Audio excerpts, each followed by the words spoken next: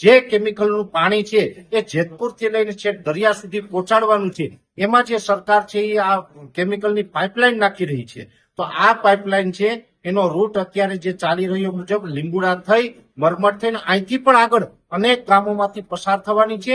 અને એ લાઈન જે પસાર થઈ રહી છે એમાં ઘણા ખેડૂતના ખેતરમાંથી આ લાઈન પસાર કરવાના છે. એને કારણે ખેડૂતોને અનેક પ્રકારની સમસ્યા આવશે.